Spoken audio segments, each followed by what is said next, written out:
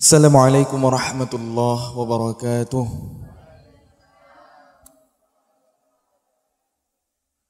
Memang jam siang ini jam rawan ya. Banyak yang ngantuk kayaknya. Semangat gak? Saya ulang salamnya. Assalamualaikum warahmatullahi wabarakatuh.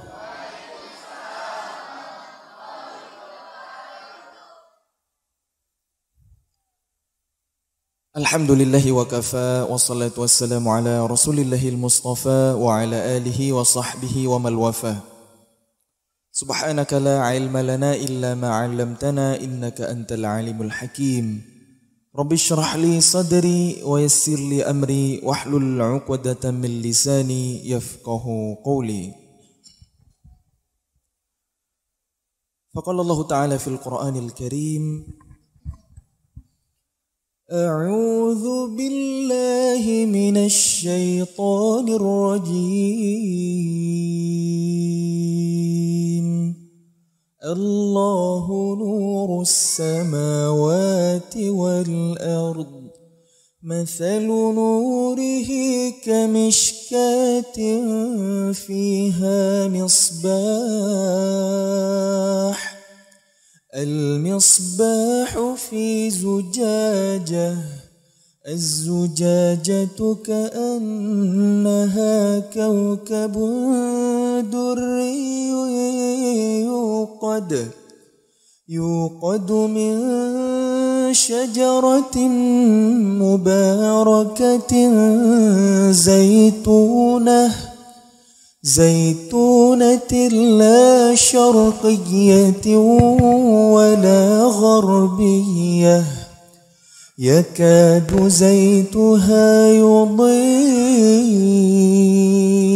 ولو لم تمسسه نار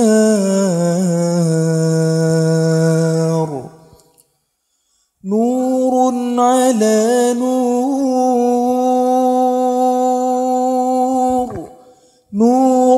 على نور يهدي الله لنوره من يشاء ويضرب الله الأمثال للناس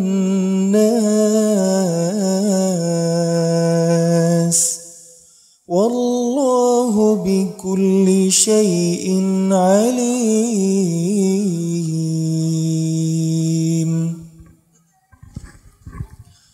Alhamdulillah, puji syukur kita panjatkan kepada Allah. Siang yang cerah ini Allah kumpulkan kita di rumahnya yang mulia, duduk di majelis ilmu. Mudah-mudahan dengan begitu Allah mudahkan jalan kita menuju surganya. Salawat dan salam kita panjatkan kepada Allah. Semoga terlimpah curah kepada seorang manusia mulia, insan pilihan, idola kita semua, Nabi Muhammad sallallahu alaihi wasallam. Mudah-mudahan dengan kita senantiasa bersalawat kepadanya, mengamalkan sunnah-sunnahnya, kita terpilih di antara umatnya kelak yang mendapatkan syafaat. Amin ya rabbal alamin. Yang saya hormati dan saya muliakan pengurus BKM, imam masjid, ta'mir masjid, khatib, muazzin dari Masjid Nurul Iman. Yang saya hormati dan saya muliakan para sesepuh, alim ulama, cerdik pandai, yang besar tidak saya sebut gelar, yang kecil tidak saya sebut nama. Yang saya hormati dan saya muliakan ayah bunda yang dirahmati Allah, teman-teman seperjuangan dan adik-adik semuanya yang disayang Allah. Inspirasi dan motivasi boleh kita peroleh dari siapa saja. Namun kalau kita mau belajar agama, mesti kepada ahlinya, harus kepada ulama. Saya ini bukan ustaz, apalagi ulama. Nama saya sering disebut Muzammil Hasballah ST. Bukan Muzammil Hasballah LCMA, bukan ya. ST, gelar saya ST. ST itu perlu saya pertegas bukan sarjana tilawah, bukan sarjana tahfiz ya. Memang nggak ada yang seperti itu, melainkan sarjana teknik. Jadi secara profesi saya ini adalah seorang arsitek, bukan ustadz apalagi ulama. Kalau ayah bunda mau bangun rumah, nah itu keahlian saya, insya Allah saya siap bantu. Tapi kalau mau belajar agama, belajarlah kepada ahlinya, belajarlah kepada ulama. Kalau bangun rumah bisa sama saya. Ini anak-anak muda mana nih? Oh, Masya Allah. Udah siap bangun rumah tangga? Sebelum bangun rumah, bangun dulu rumah tangga ya. Gak apa-apa bangun rumah duluan boleh, rumah orang tua ya. Bahagian dulu orang tua sebelum bahagiain si dia ya. Baik, saya hari ini berusaha bermanfaat dengan menjadi da'i. Da'i itu orang yang berdakwah, orang yang mengajak ke jalan Allah. Ud'u ila sabili rabbik bil hikmah wal mau'izatil hasanah. Seorang ulama berkata, kun da'iyan qabla antum kun kulla syai'. Jadilah kalian da'i sebelum kalian jadi apapun. Dakwah itu bukan hanya dengan ceramah, bukan hanya dengan tausiah, bukan hanya dengan takblik akbar. Saya selama ini di sosial media, di YouTube, di Instagram berdakwah dengan suara. Berharap khususnya anak-anak muda yang ada di Indonesia terinspirasi sehingga mencintai kitab sucinya, lebih dekat dengan Al-Quran, dengan wasilah lantunan Al-Quran yang saya lantunkan, yang saya baca.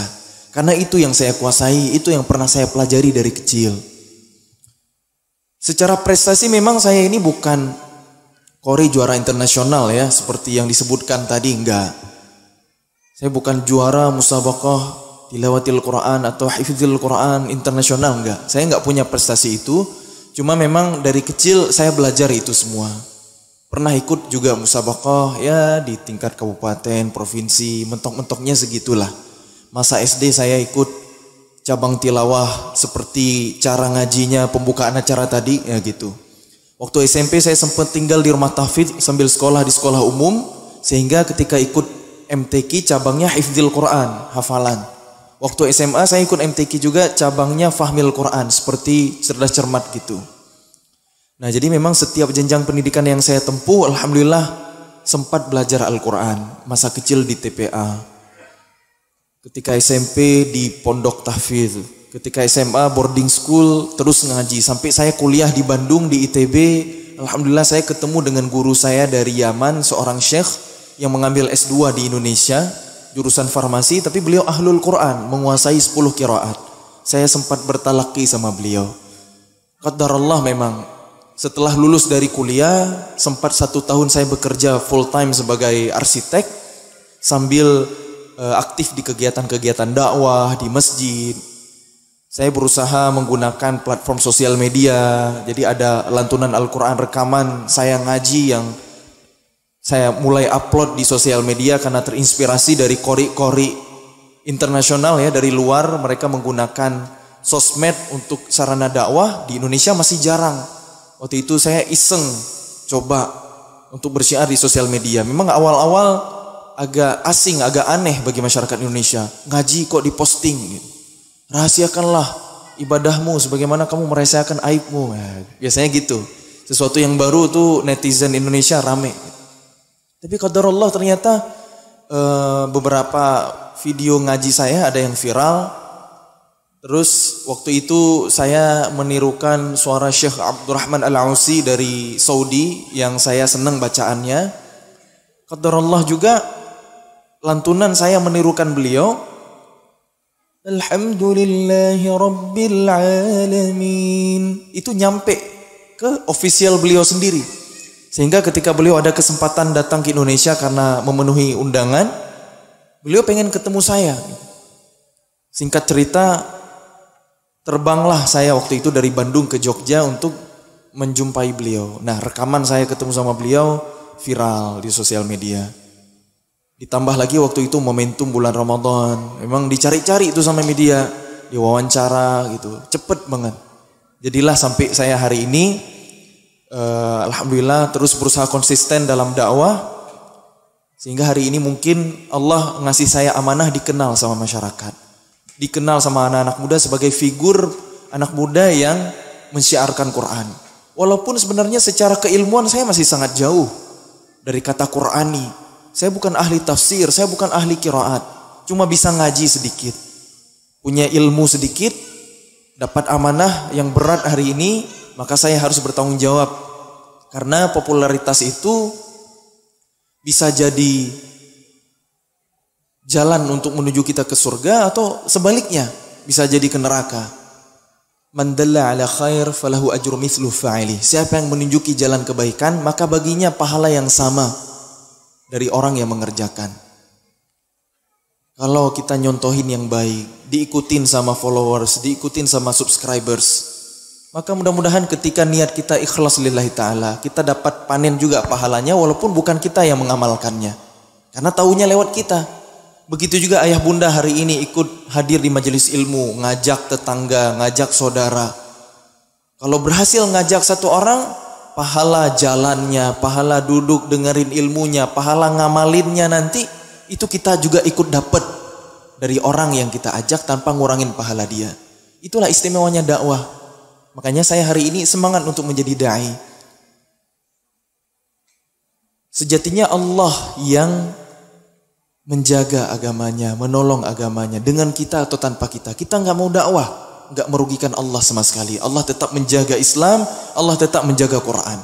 Artinya kita nggak dipilih sama Allah, tapi begitu kita berdakwah, maka Allah akan memuliakan kita dan menolong kita.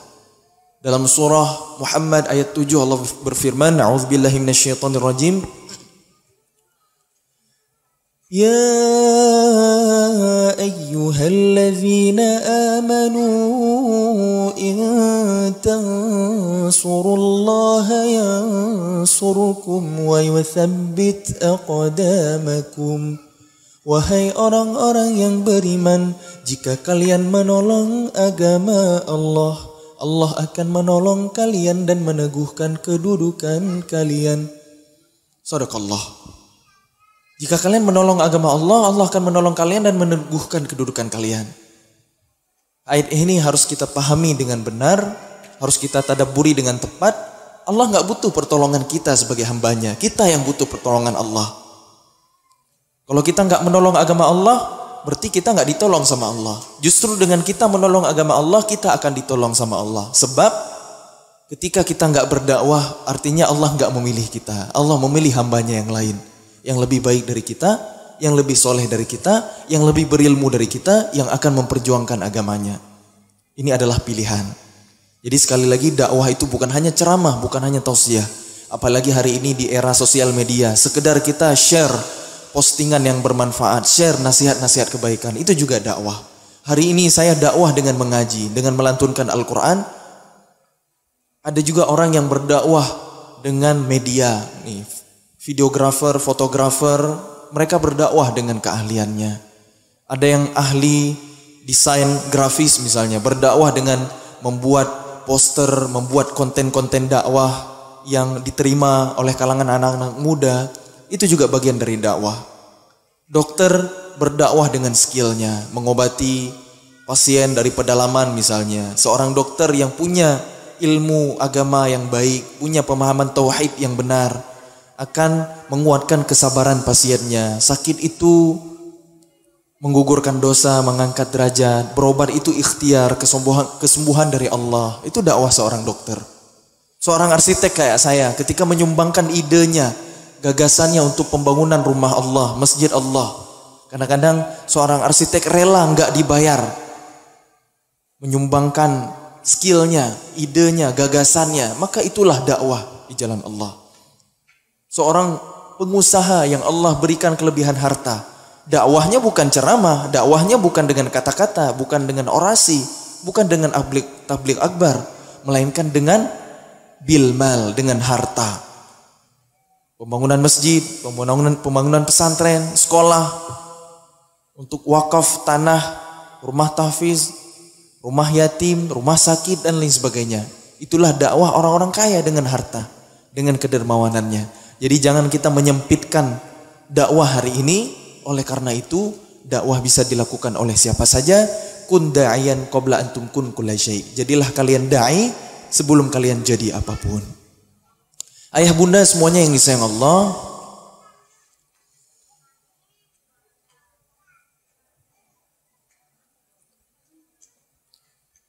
enggak lama lagi kita memasuki bulan suci Ramadan. Hari ini tepat tanggal 1 Rajab. Betul ya? Kita disunnahkan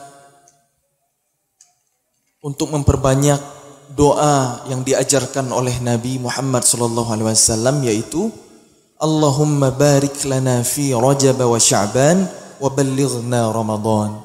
Ya Allah, berkahilah kami di bulan Rajab ini dan bulan Sya'ban, dan pertemukanlah, sampaikanlah kami dengan bulan Ramadan. Gimana kira-kira kita senang gak menyambut Ramadan? Senang ya? Kalau senang, apa persiapan kita untuk menyambut bulan yang mulia itu? Jangan-jangan, aduh Ramadan, nahan lapar lagi dong, nahan haus lagi dong. Itu cuma sebentar ya. Makanya kenapa Allah memanggil bukan hanya kita, melainkan kita dan iman kita. Ya ayyuhallazina amanu kutiba alaikumus shiyam kama kutiba alal ladzina min qablikum la'allakum tattaqun. Wahai orang-orang yang beriman, wahai orang-orang yang merasa dalam hatinya ada iman, telah dituliskan, telah diwajibkan kepada kalian untuk berpuasa sebagaimana yang telah disyariatkan kepada orang-orang sebelum kalian agar kalian bertakwa. Sadaqallah. Allah memanggil bukan kita, tapi kita dan iman kita. Kenapa begitu? Karena tanpa keimanan, tanpa iman di dalam hati, kita akan melihat syariat Allah itu sebagai beban. Betul ya? Mau puasa, nggak bisa makan. Kalau siang-siang kayak gini panas, enak minum es kelapa muda dicampur perasan jeruk, minum cendol, dingin-dingin, seger. Di bulan Ramadan nggak bisa. Haus, ya harus nahan haus. Lapar, ya harus nahan hafal. Kadang-kadang kita lelah bekerja, gitu, lemas, capek, berat. Maka tanpa keimanan kita akan melihat ibadah itu sebagai beban, syariat itu sebagai sesuatu yang memberatkan kita. Itu kalau kita nggak punya iman. Tapi dengan iman, makanya kenapa Allah memanggil kita dan iman kita? Apa janji Allah lewat lisan Rasulnya? Bulan Ramadan, bulan yang mulia, yang dilipat gandakan amal kebaikan, dibukakan pintu ampunan, pintu surga, dibelenggu syaitan-syaitan. Di dalamnya ada satu malam yang lebih baik dari 1000 bulan. Jadi kata Nabi, dari satu beban ternyata Allah menyiapkan 6 keistimewaan. 1:6. Gak ada apa-apanya beban itu.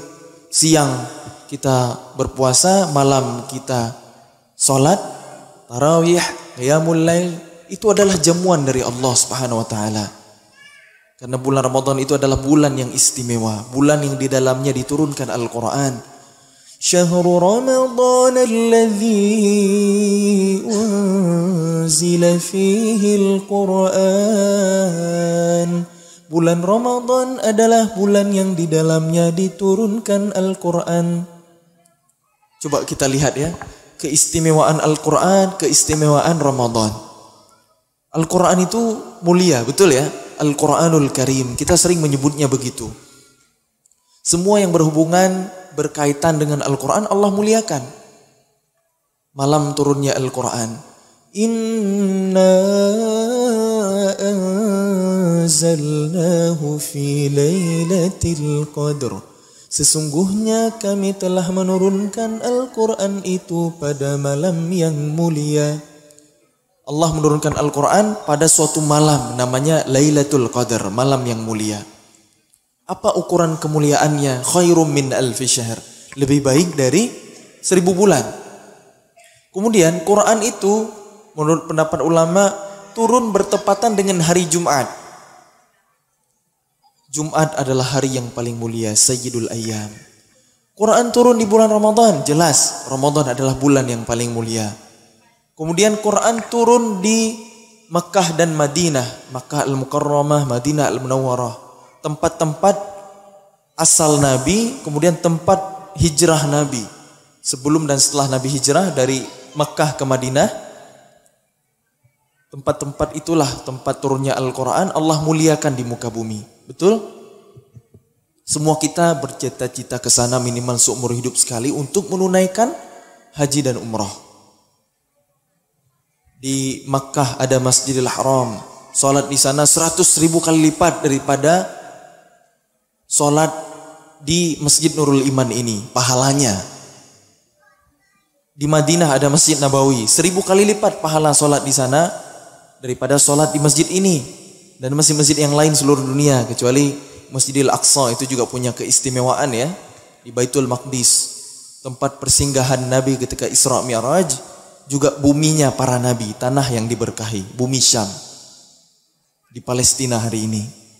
Jadi tempat-tempat turunnya Quran pun Allah muliakan. Kelak di akhir zaman Makkah dan Madinah itu tidak bisa diganggu oleh fitnah Al-Masih Ad-Dajjal. Aman. Wa hadzal baladil amin, negeri yang aman, Makkah. Udah menjadi sumpahnya Allah dalam surah At-Tin. Mulia. Kemudian Quran turun dengan perantara malaikat Jibril. Tanazzalul malaikatu waruh. Pada malam kemuliaan itu turun para malaikatnya Allah beserta ar-ruh. Ar-ruh itulah malaikat Jibril. Gelar kemuliaan yang Allah berikan. Karena tugasnya yang mulia yaitu menyampaikan wahyu kepada Rasulullah SAW. Safaratin kiramin bararah. Pemimpinnya para malaikat. Dan Allah memberikan Al-Quran kepada Nabi kita Muhammad SAW. Maka manusia yang paling mulia yang pernah hadir ke dunia adalah Nabi kita Muhammad SAW. Allah memuji Nabi kita di Quran surah Al-Qalam ayat 4. Wa innaka la'ala khuluqin azim. Sungguh pada dirimu Muhammad ada akhlak yang agung. Bahkan Nabi kita diutus untuk menjadi rahmat bagi alam semesta. Wa ma arsalnaka illa rahmatan lil alamin. Semuanya mulia. Yang berhubungan dengan Quran Allah muliakan. Maka ketika kita hari ini ingin dimuliakan sama Allah, jangan jauh-jauh dari Al-Quran. Berusahalah untuk menjadi ahlul Quran. Atau minimal sekedar membacanya. Lebih baik lagi baca sambil merenungkan artinya, maknanya. Baca sambil berusaha memahami isinya dengan kitab tafsir atau penjelasan para ulama. Yang lebih baik lagi kita berusaha menghafalnya dan mengulang-ulangnya dalam keseharian. Dalam salat-salat sunnah, dalam salat tahajud, dalam salat duha. Semakin kita dekat dengan Al-Quran, maka insya Allah semakin Allah muliakan hidup kita di dunia dan di akhirat. Itu jaminan dari Allah. Asalkan niat kita lurus lillahi ta'ala. Nah, pertanyaannya kita hari ini sedekat apa dengan Quran? Gimana cara mengukur kedekatan kita dengan Quran? Maka kita bisa mengetahuinya dengan parameter iman. Kita hari ini sedekat apa dengan Quran? Begitulah kualitas iman kita. Bagaimana kualitas amal soleh seseorang? Itu terlihat, tercermin dari kualitas imannya. Iman dan amal soleh itu berbanding lurus. Makanya kenapa di banyak ayat dalam Al-Quran Allah sering menyandingkan Innalladzina amanu wa amilus solihat. Sesungguhnya orang-orang yang beriman dan mengerjakan amal soleh. Iman, amal soleh itu sepaket. Kita sering mendengar kaidah, apa itu iman? Al-iman. Iman itu adalah membenarkan dengan lisan, meyakini dengan hati, dan membuktikan dengan amal perbuatan. Maka iman itu pasti menggerakkan. Kalau hari ini kita melihat seseorang yang berinteraksi dengan Quran siang dan malam, itu imannya yang menggerakkannya. Kalau kita lihat ada seseorang yang belum azan berkumandang, sudah standby untuk sholat berjamaah, udah nunggu di shaf pertama, maka itu adalah cermin dari keimanan seseorang. Sebagaimana firman Allah di Quran surah Al-Anfal ayat 2, Allah berfirman, Innamal mu'minuna allazina idza dzukirallahu wajilat qulubuhum. Sesungguhnya orang-orang yang beriman itu, yaitu mereka yang bila disebutkan nama Allah, gemetarlah hati mereka. Nah, kita bisa ngecek nih kualitas iman kita hari ini. Kira-kira kita kalau dengar nama Allah, sudahkah nama itu menggetarkan hati kita? Atau jangan-jangan ada nama-nama lain nih yang menggetarkan hati kita? Nah, nih buat anak-anak muda nih. Kapan nama Allah menggetarkan hati kita? Allahu Akbar, Allahu Akbar. Kira-kira kita akan segera menyambut panggilan Allah untuk sholat enggak? Tanggung, masih sibuk, ini kerjaan dikit lagi beres, nantilah. Ini terutama buat bapak-bapak, buat para ayah, buat anak-anak muda nih yang cowok-cowok. Karena sholat berjamaah, saya yakin kalau nggak ada uzur syar'i, hukumnya wajib. Katakanlah kita mengambil pendapat yang sunnah muakkad hari ini. Tapi kalau kita melihat keseharian Rasulullah, itu hampir tidak pernah meninggalkan sholat berjamaah gitu. Ketika tidak dalam keadaan punya uzur. Misalnya ada urusan muamalah mendesak, atau lagi safar, statusnya sebagai musafir, bahkan ada keringanan dari Allah, boleh jama' menggabungkan sholat atau meringkas sholat dengan qasar. Tapi kalau dalam keadaan biasa, kita mendengar azan, apakah kita ke masjid? Nah, Rasulullah hampir tidak pernah meninggalkan sholat berjamaah kecuali sedang perjalanan atau dalam keadaan sakit. Atau ada uzur yang sangat mendesak, urusan muamalah, mendamaikan dua kaum yang bertikai. Selebihnya sholat berjamaah di masjid. Maka kita bisa melihat ukuran keimanan kita hari ini dari bagaimana kita menyambut panggilan Allah. Allahu Akbar, Allahu Akbar. Orang yang beriman tuh hatinya getar. Udah, keep dulu. Simpan dulu kerjaannya, segera berwudu untuk menunaikan sholat berjamaah di masjid. Kalau bisa takbir ula tanpa masbuk di belakang imam, kejar shaf pertama. Itu kalau imannya kuat. Jadi kadang-kadang memang iman kita lemah. Al-imanu yazidu wa yanqus. Iman itu naik turun. Yazidu bit ta'ah wa yanqusu bil ma'asi. Naik dengan ketaatan dan turun dengan kemaksiatan. Maka kata sahabat Nabi Sayyidina Ali bin Abi Thalib karramallahu wajhah radhiyallahu anhu, kalau iman kita lagi tinggi, maksimalkan amal-amal yang sunnah. Kalau iman kita lagi turun, cukupkan dengan yang wajib. Nah, soalnya kalau kita iman lagi tinggi, amal sunnah pun terasa ringan. Kalau iman lagi lemah, yang wajib aja kerasa berat. Nah, jadi itu tips dari Sayyidina Ali bin Abi Thalib. Kemudian di kalimat berikutnya, di ayat kedua dari surah Al-Anfal, wa idza tuliyat 'alaihim ayatuhu zadatuhum imana.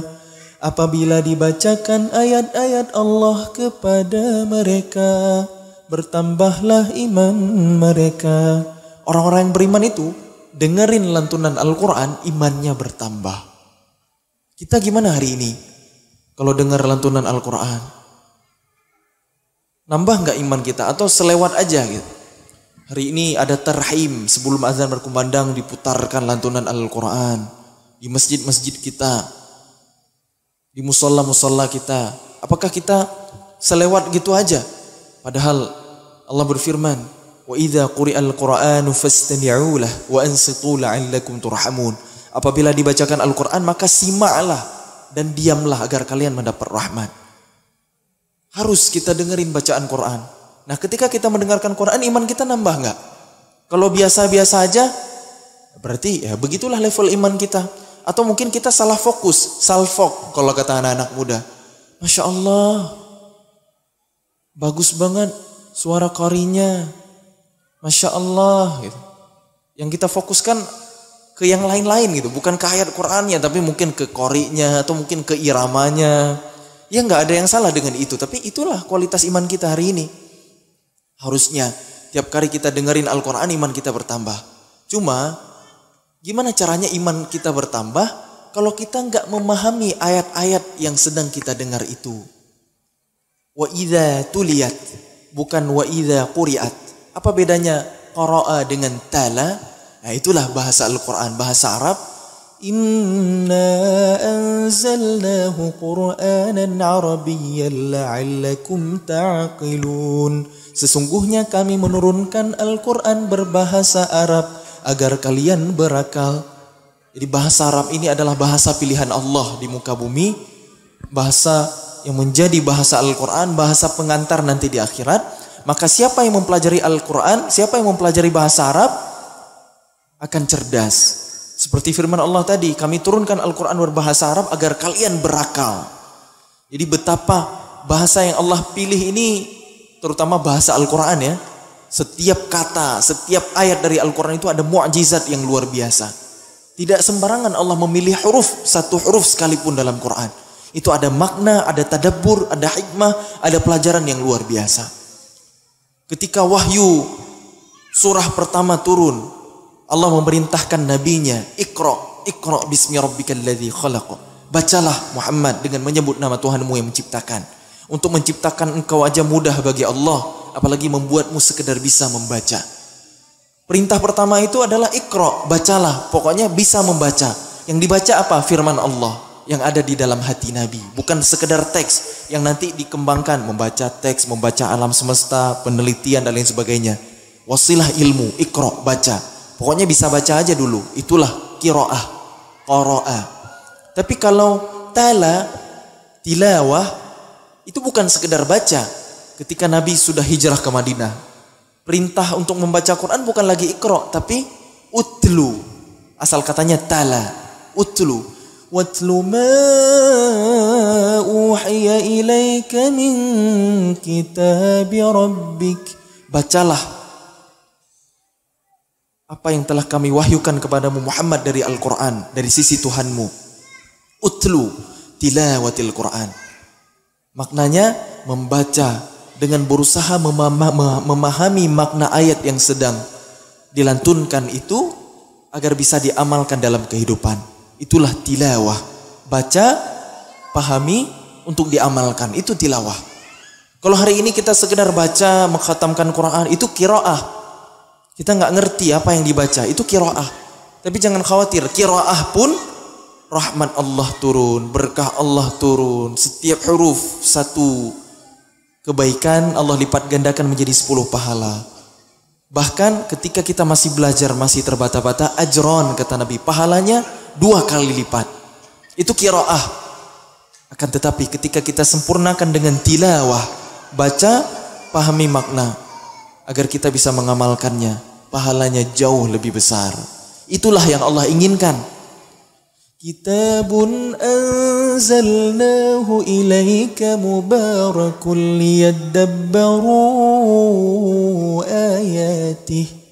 Kitab Al-Quran ini kami turunkan bersama dengan keberkahan untuk ditadabburi ayat-ayatnya, untuk dipahami ayat-ayatnya, untuk direnungi ayat-ayatnya. Itulah tadabbur. Tilawah itu punya pesan tadabbur di dalamnya agar kita memahami ayat Quran untuk bisa kita amalkan dalam kehidupan. Nah, mulai sekarang selain kita punya target untuk mengkhatamkan Al-Quran, coba berusahalah untuk mengkhatamkan Quran plus dengan artinya, plus dengan terjemahnya. Karena di banyak kesempatan saya nanya, banyak sekali yang belum pernah khatam Quran berikut dengan artinya. Kalau khatam Quran itu sering, apalagi di bulan Ramadan. Khatam sekali, 2 kali. Tapi pernah nggak kita khatam Quran sama artinya? Itu banyak yang masih belum. Ketika saya tanya ya, maka mulai sekarang coba biasakan baca Quran, baca artinya. Bikin target, nggak usah banyak-banyak. Amal yang kecil, sederhana, tapi rutin dilakukan itu lebih disenangi oleh Allah daripada amal yang besar, luar biasa, tapi jarang dilakukan sesekali. Maka coba diagendakan sehari minimal 1/4 juz, 2 lembar setengah, atau 5 halaman. Ngaji, baca artinya. Lebih bagus lagi baca tafsir. Tapi minimal terjemahlah dulu, agar pesan-pesan Al-Quran minimal pernah sampai ke diri kita, pernah sampai ke hati kita. Boleh insya Allah ya, mulai hari ini ya, mulai besok 1 hari 1/4 juz saja, 2 lembar setengah, 5 halaman, baca Quran, baca artinya. Itu insya Allah 4 bulan udah khatam. Ramadan nanti khatam, targetkan begitu ya. Berarti harus ditingkatin lagi, mungkin sehari setengah juz atau sehari 4 lembar. Silakan itu, bikin target masing-masing. Jadi level interaksi dengan Al-Quran yang pertama qiraatil Quran, yang kedua tilawatil Quran yang sedang saya bahas barusan, dan yang ketiga ada yang lebih baik dari 2 itu apa? Tahfizul Quran, menjaga Al-Quran. Dengan apa? Dengan menghafal dan mengulang-ulangnya. Itulah tahfizul Quran. Allah berfirman dalam surah Al-Hijr ayat 9. Inna nahnu nazzalna dzikra wa inna lahu lahafizun. Sesungguhnya kamilah yang menurunkan Al-Quran dan kami pula yang menjaganya. Sadaqallah. Allah yang turunkan Quran, Allah yang jaga Quran. Di ayat ini Allah memilih dhamir nahnu, kami yang turunkan Quran dan kami yang menjaganya. Allah memuliakan malaikat Jibril, Allah memuliakan hamba-hambanya yang menghafal dan menjaga Al-Quran. Makanya Allah sebut kami. Allah nggak butuh makhluknya. Allah sekali lagi menjaga Quran dengan kita atau tanpa kita. Nggak kita hafal Quran, Allah pilih hambanya yang lain yang akan menjaga firman-Nya yang mulia. Di ayat ini Allah menyebut Al-Quran dengan az-zikra. Sesuatu yang dipelajari, sesuatu yang diulang-ulang. Karena Quran itu terjaga dengan pengulangan. Maka tidak disebut hafiz Quran kalau seseorang itu hanya sekedar menghafal tapi malas untuk mengulang-ulangnya, malas untuk murajaah. Harus sepaket menghafal dan murajaah. Menghafal Quran mungkin hukumnya fardu kifayah, tapi mengulang hafalan Al-Quran yang sudah dihafal hukumnya fardu ain menurut sebagian ulama. Maka semangat menghafal harus dibarengi dengan semangat mengulang-ulang. Kenapa tahfizul Quran ini paling istimewa? Fadilahnya luar biasa, pahalanya luar biasa. Kata Nabi dalam sebuah hadis, kelak di akhirat, yang capek hafal Quran itu anak, yang lelah dalam murajaah itu anak.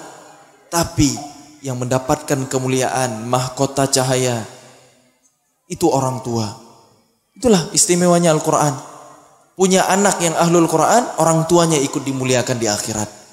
Maka ayah bunda, kalau hari ini kita mungkin belum hafal Quran, jangan sampai anak kita juga nggak hafal Quran.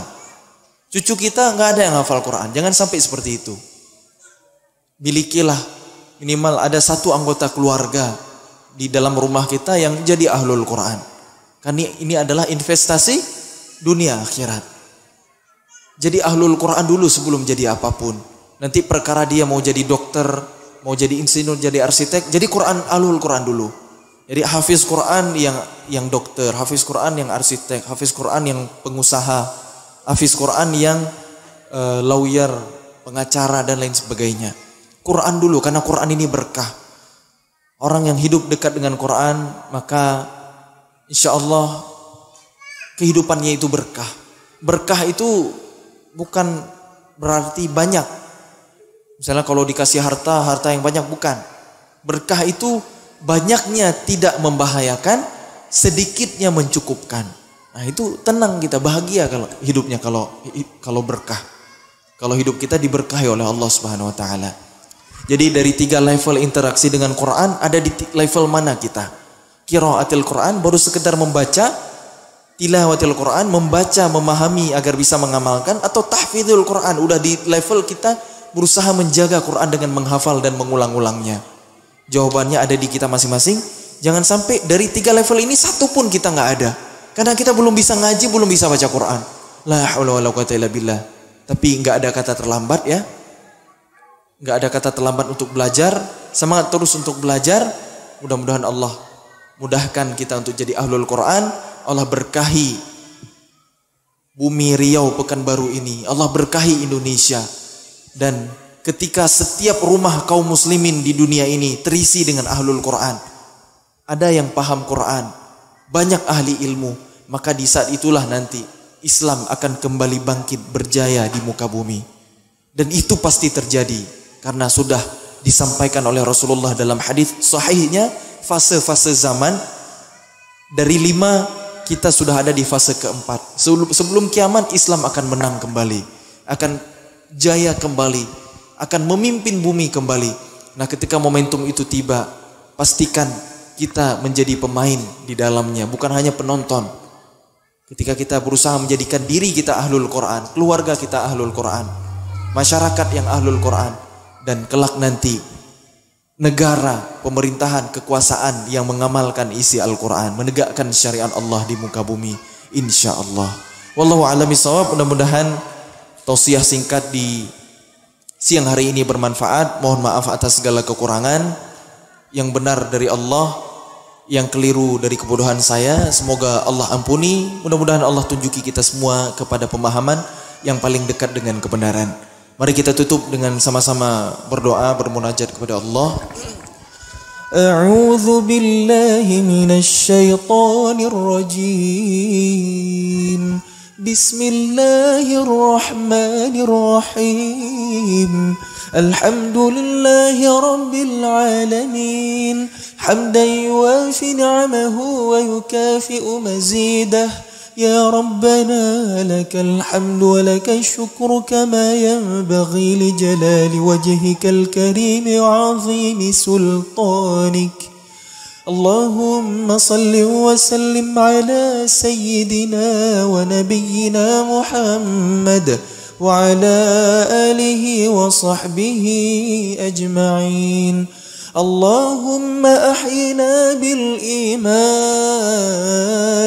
وأمتنا بالإيمان واحشرنا بالإيمان وأدخلنا الجنة مع الإيمان.